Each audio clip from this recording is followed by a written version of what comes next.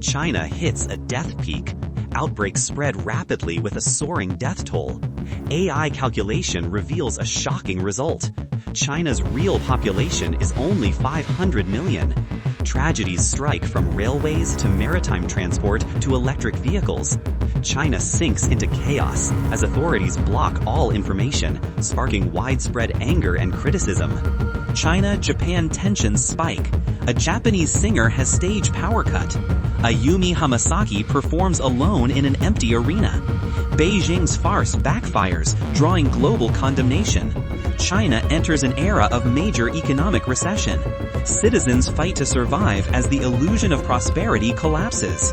You're watching Decoding China, where we bring you timely analysis and grounded perspectives on today's China.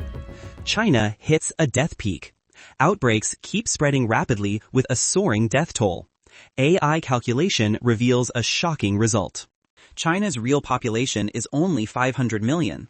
The influenza outbreak in mainland China is surging fast, with a rapid transmission pattern and a level of severity higher than previous years. Many provinces report a sharp spike in pediatric infections, overloaded hospitals, and widespread class suspensions across schools. On social media, particularly the platform X, a huge wave of suspicion has emerged that the current outbreak is not merely AH3N2. Many users say this wave resembles the early COVID-19 surge in 2023, citing sudden deaths among young adults, widespread white lung cases, and unusually fast transmission. Comments include, "Changing the name won't fool anyone," and "No matter how you hide it, we know it."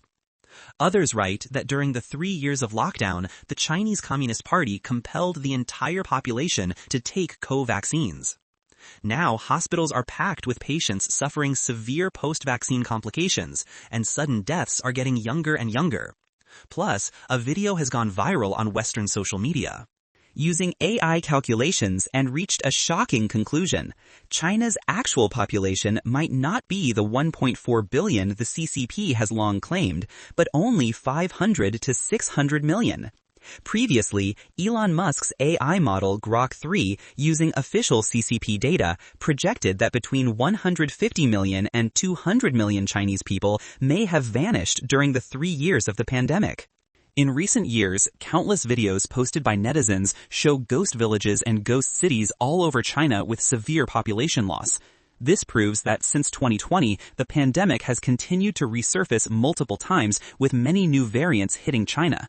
According to reports, most provinces have now reached medium or high influenza circulation levels, with the 5 to 14 age group recording a much higher positivity rate than other age groups.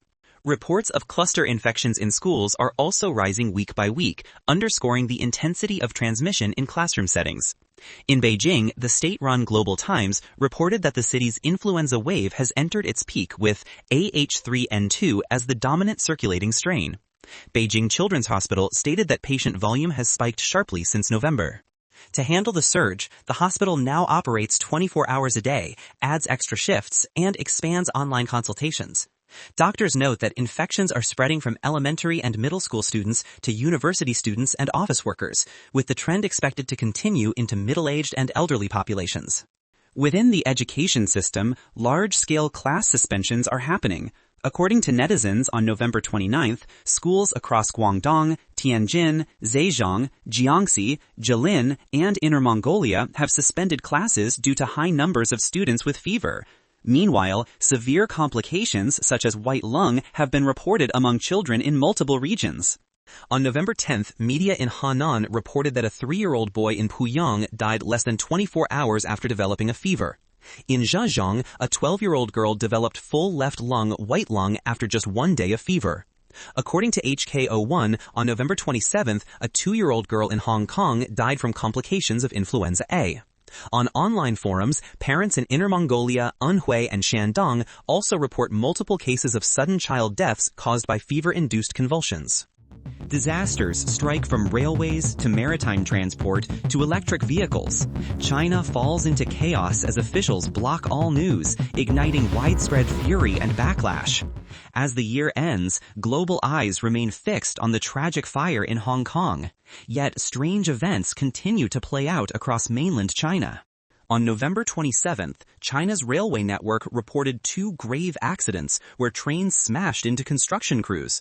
According to a Kunming railway station notice at 12:35 a.m., a test train hit a group of workers on the tracks near Luyang town in Kunming.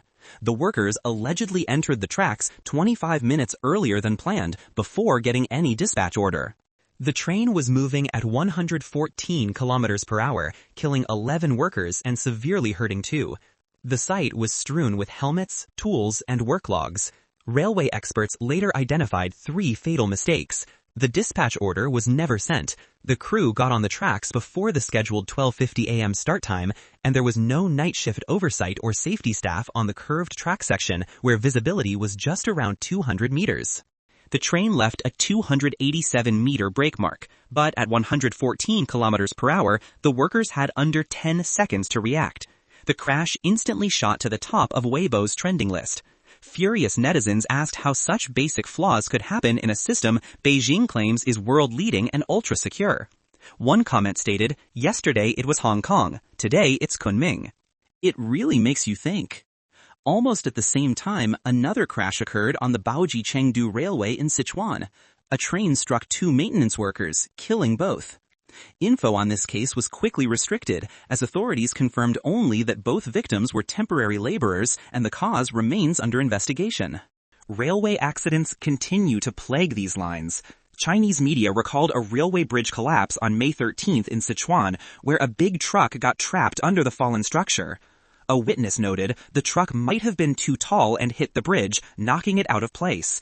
One day prior in Hunan, a 60-year-old man was killed by a train, becoming the 19th death along that same track stretch, which locals call the death curve.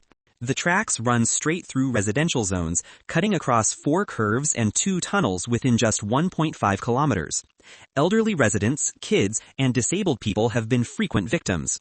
Villagers have repeatedly petitioned to move, but authorities insist residential land cannot be changed arbitrarily.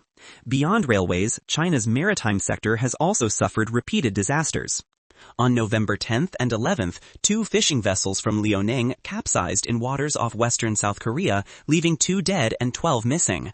Subsequent investigations exposed massive attempts by local officials to cover up the accidents. One bureau director was accused of telling a ship owner not to report a capsizing incident. In other cases, captains used forged papers and hired unlicensed crews to pass safety inspections. By late November, more than 160 officials in the province had been investigated for related misconduct. At the same time, China's electric vehicle industry, hailed as a technological showcase, has been struck by a string of deadly crashes.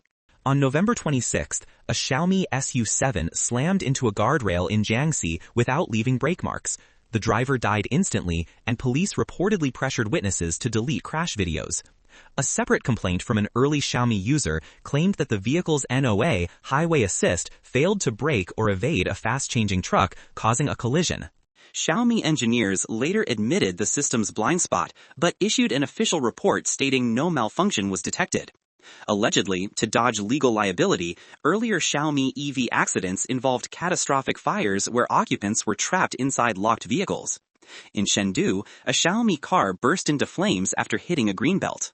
Bystanders couldn't open the doors and finally had to cut them with a chainsaw, only to find the driver burned beyond recognition. In March, 3 female university students died after their Xiaomi S7 exploded into flames on a highway in Anhui. The doors stayed locked after impact. In Shandong, 2 Huawei vehicles with automatic parking repeatedly crashed into each other inside an underground garage while under remote smartphone control. Another viral clip showed a Huawei M7 snapping its axle after hitting a curb, while a Xiaomi SU7 was filmed climbing a tree with doors failing to open. Across railways, maritime transport, and electric vehicles, Chinese netizens argue that this series of accidents reflects deep-rooted corruption, negligence, and low safety standards. However, what worries the public most is the government's response. Rather than fixing root causes, authorities often move fast to silence, settle, or control information.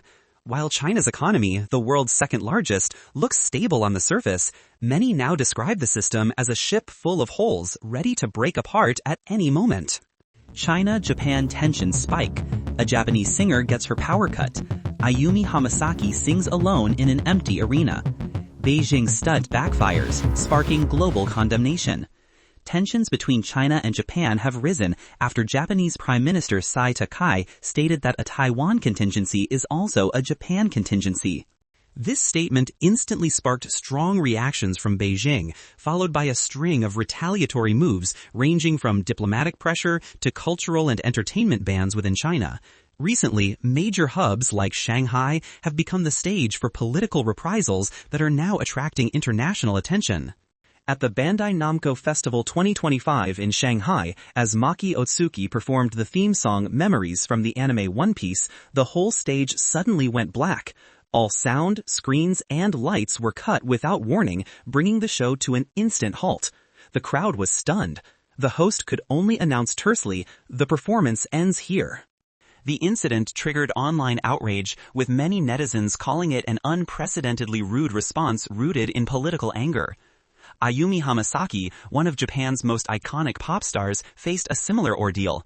Despite selling over 10,000 tickets and a stage setup finished by 200 staff from Japan and China over 5 days, Hamasaki was told at the very last minute that her show was cancelled. Instead of withdrawing, she chose to perform the full concert alone in an empty arena, recording it for her fans. Photos of her singing in full costume before vacant seats spread fast across social media, hailed as a symbol of dedication and professionalism. Reactions from Chinese netizens were sharply split. Some praised Hamasaki's commitment and ethics, calling her behavior exemplary. Others slammed the authorities, arguing that Shanghai, once known as China's most international and cosmopolitan city, was now showing crude and uncivilized behavior. Many accused the government of using artists as political pawns, damaging the country's reputation in the process. Other Japanese performers also became targets of sudden cancellations. The boy band J1 announced the cancellation of their Guangzhou fan meeting. Actor Yuki Furukawa withdrew from his scheduled Shanghai event, citing unavoidable reasons. Other jazz musicians and singers saw their gigs scrapped too. According to Taiwan's media, Chinese organizers are taking huge financial hits, covering venue fees, flights, hotels, equipment rentals, staff, security, and promo costs, all now totally non-recoverable.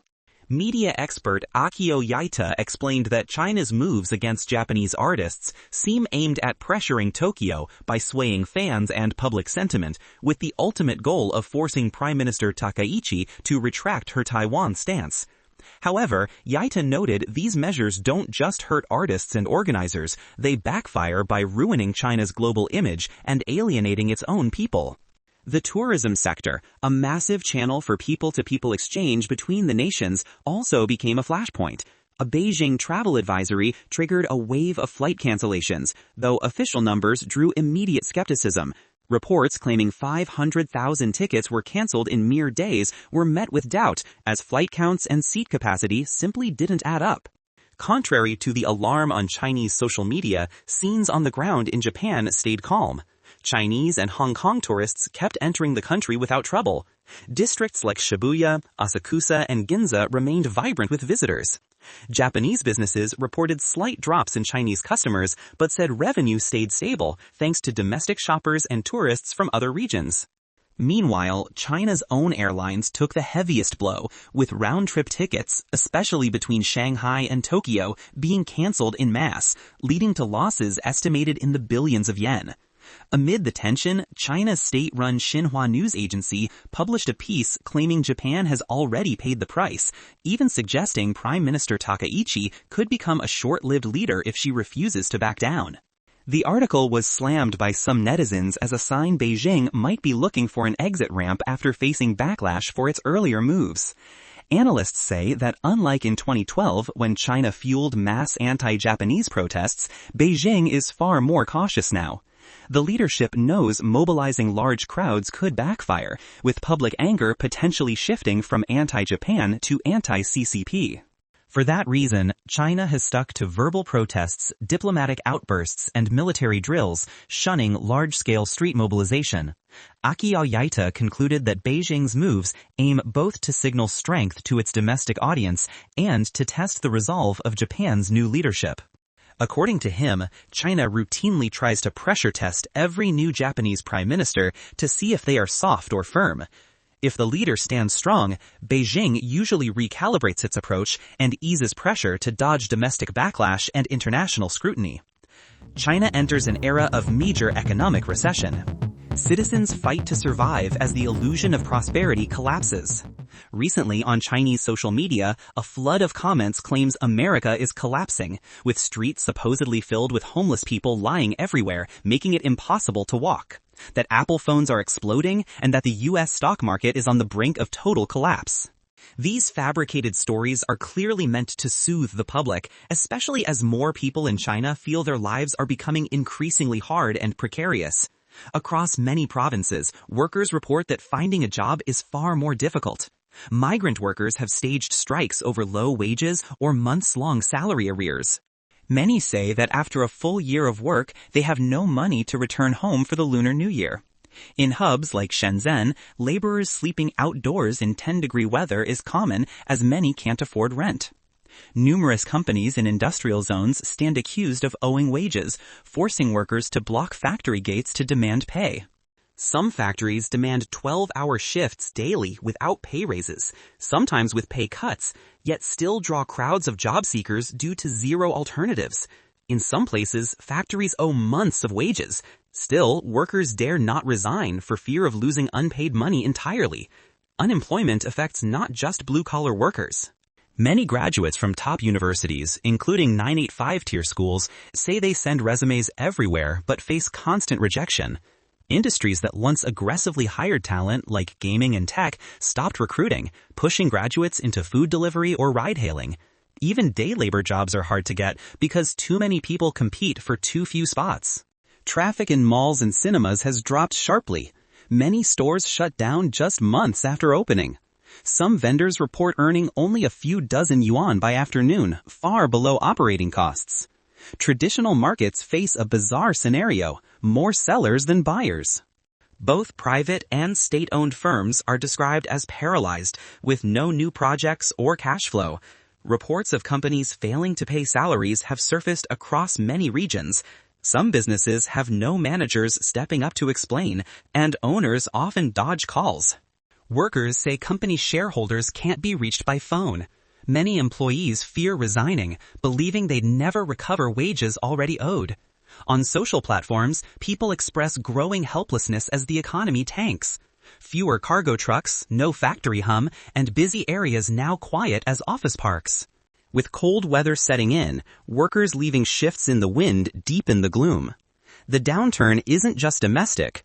Cross-border sellers say rising taxes abroad pushed operating costs way higher, especially in South America and Southeast Asia. Consumers are forced to pick the cheapest meals despite quality concerns. Home buying has dropped sharply, with many choosing to rent. Singlehood and non-marriage trends are speeding up alongside stagnant spending. Many residents describe current life as worse than pigs and dogs, calling past prosperity a mere illusion. Foreign investment is fleeing China. Real estate faces chain reaction defaults, and countless factories are shutting down. Widespread unemployment pushes people to the brink every day. Amid rising criticism, authorities offer no clear solutions. Workers at the bottom report receiving minimal support and almost zero spiritual sustenance. With many firms closing, defaulting on pay, or going bankrupt, the public fears this economic crisis is just starting and could last much longer.